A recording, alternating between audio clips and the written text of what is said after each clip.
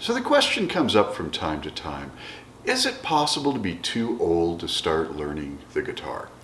And when this comes up, most people say, no, you can learn at any age, and that's true. We don't disagree with that.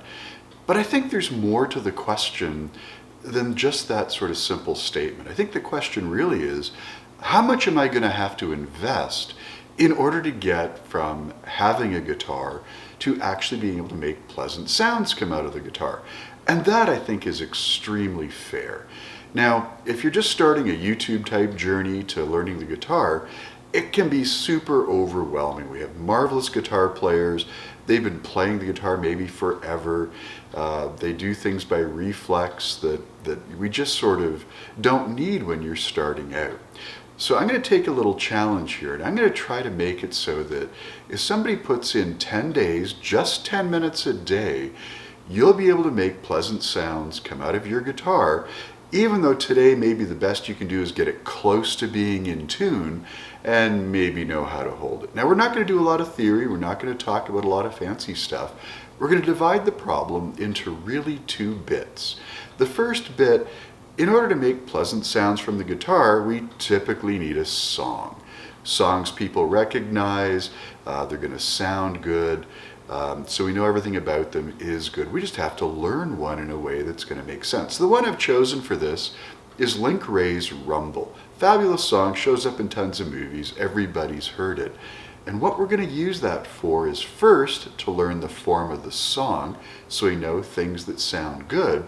And then the second part of it is we're going to make it sound better by doing the harmony and the harmonization, which is going to teach us some very basic chords. So let's just start it off. And again, if you haven't subscribed to the channel, please do so. Let me know what you think of this. See if we can make progress with just 10 minutes a day for 10 days. And in fact, I'll tell you a secret. I suspect most folks are going to be able to pull this off in 5 days or less. This is a very straightforward seeming song, but there's so much more to it if you want to go further with it. So Wray's song, Rumble, it's basically going to be on 2 strings to get the song formed from it. And for that purpose, we're just going to learn how to name the strings. The first string, the lowest string, the one closest to your knee, that's going to be string 1. The one at the top is string 6. And we're going to worry about strings 5 and 6, so just these 2 strings. And we're going to worry about the notes that are on the 5th fret and the 7th fret to start. We're going to add a little to it, but to start. And so the song has a very simple pattern. We're not going to worry about the timing of it, just how the notes come together. We're going to start on that 5th string, 5th fret, and we hit the note twice. Okay? And this is then followed immediately by another note. This one's going to be on the 7th fret. Okay? So we just repeat that pattern. And then we just take a break.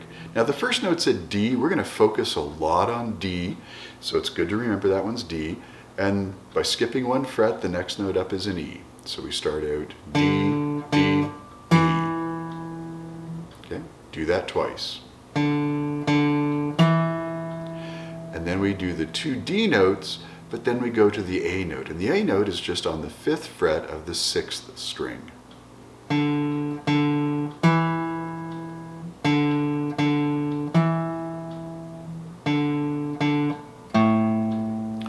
Now you notice I'm not putting much effort into the timing other than that the 3 notes come in and then we take a little break. But that's getting us most of the way through the song form. There's one more part to it. We do the D-E combination again. Then we go D, D, and then to a B note. Okay?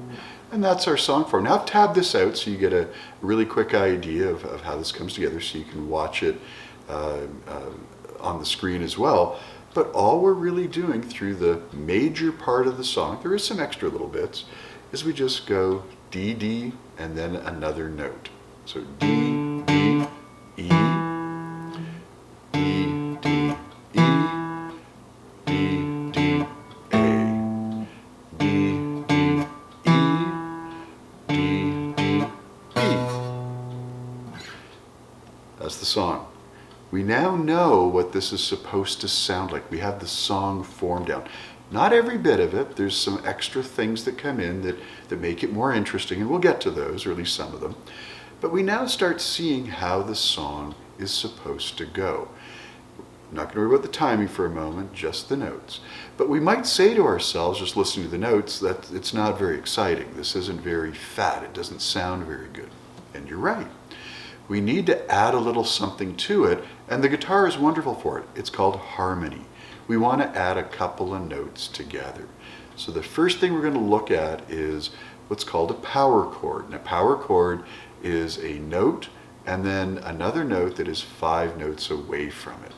And we're not going to worry about anything more than just that as a definition. On the guitar, it's just a shape. So I can take that D note and I can add its 5th. It's always going to be located 1 string down and 2 frets across. We already hear it sounds a little better.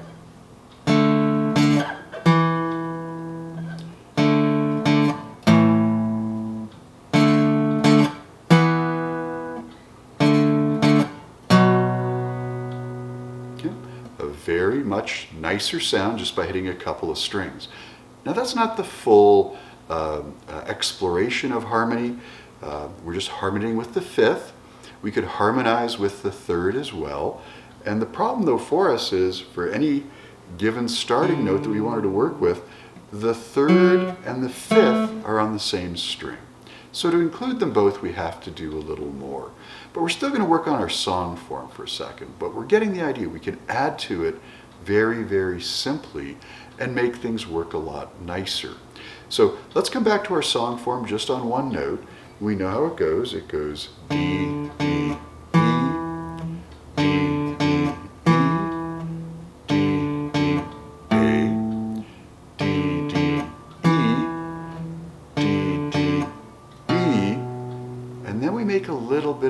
an addition to it. It's a pentatonic scale, so it sounds fancy, but all it really says is we're going to run a series of notes that are very, very simple to find. We're going to start on the number 1 string. We're going to go to the 3rd fret, hit that note, take our finger off, hit the same string again. We do the same thing to the B string. And then we're going to come to the 2nd fret of the G string.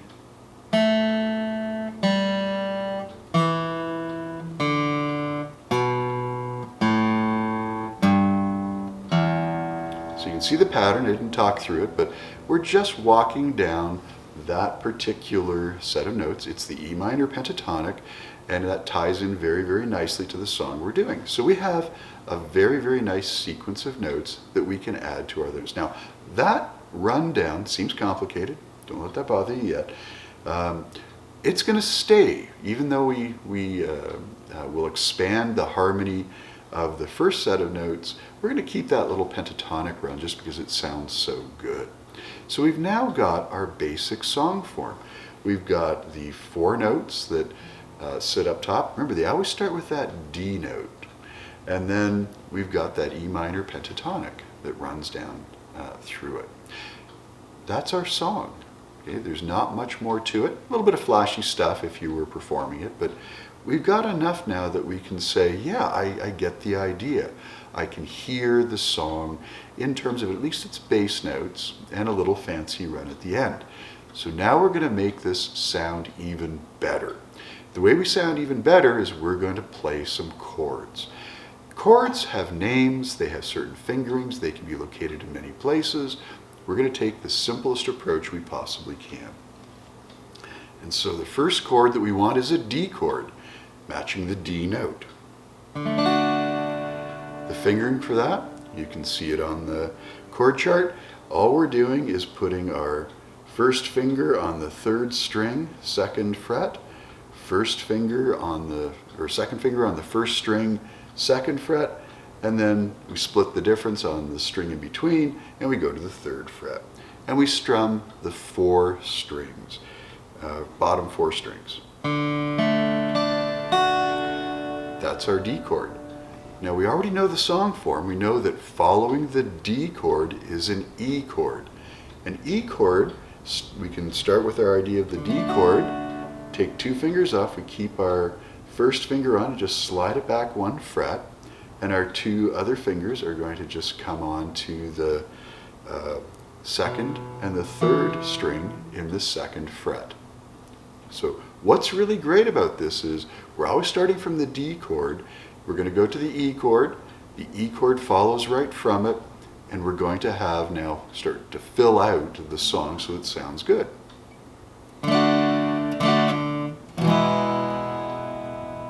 It sounds much richer now, doesn't it? So that's a really good thing. Now, if you're new to the guitar, these motions are going to take some time to practice. This is why it's 10 minutes a day for 10 days. It's not 10 minutes 10 times in one day.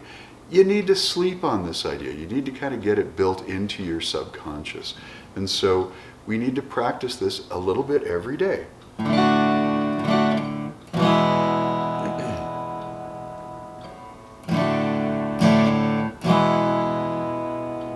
Okay? Very, very simple. Now, the D to E chord transition, that's some pretty big hand movements. It takes a while. The next chord we do is the A chord, so when D, E, D, E, then D, A. So D, and then the A, take our whole hand off, and we are going to just fill the 2nd fret, the 4th, 3rd, and 2nd string. And we strum the bottom 5 strings. Okay, so we want to be practicing going from D to an A. Okay, sounds good though. A lot more information there, a lot more interest there than just the A note. And so now we are most of the way through. We know there's only one more note left, and that's the B. So we can basically start putting our song into a little bit of a form.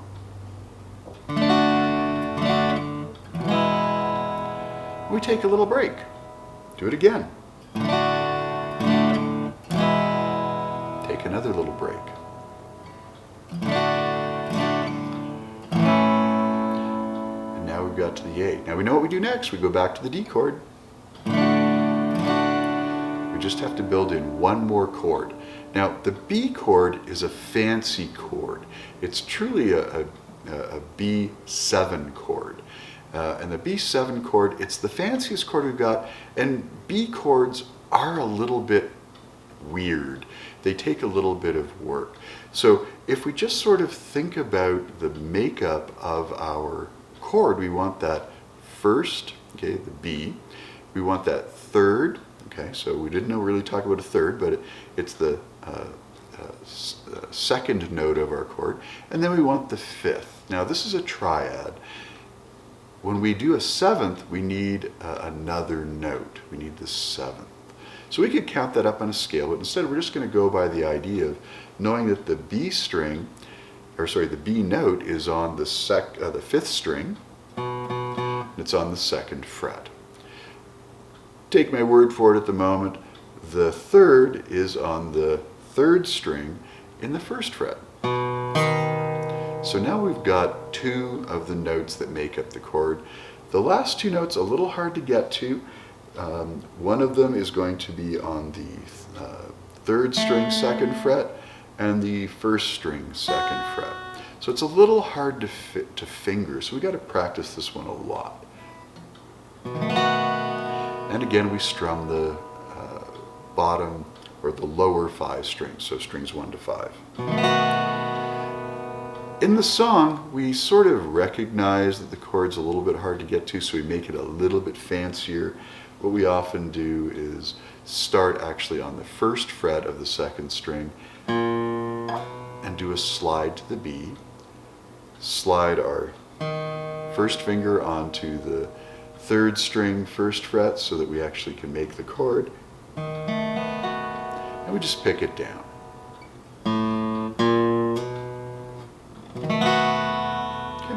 So we're not in a rush, we don't have to do anything hard, but we do recognize that is a little bit of a fancy chord and it's a little hard to do. So it's going to probably take the most time to make work.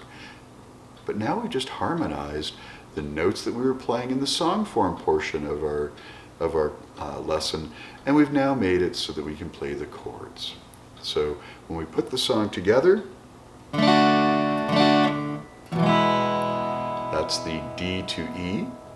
We have the D to A.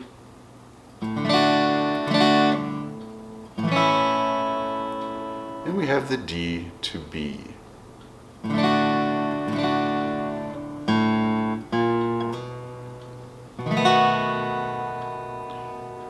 We should be pretty happy with ourselves right now. This is a pretty intricate set of things to be doing. We're getting those sort of hand shapes working.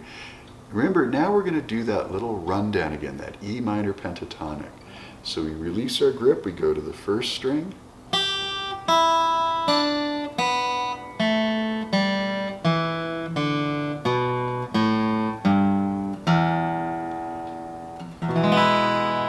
We can play that E again if we so desire. It gives a nice rich sound to it. That's our basic song. We took it from the song form. We were just learning the notes. It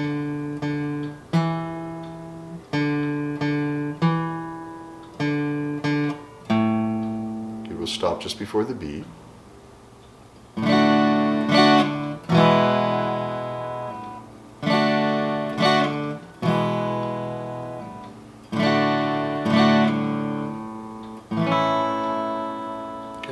So we've made it much richer.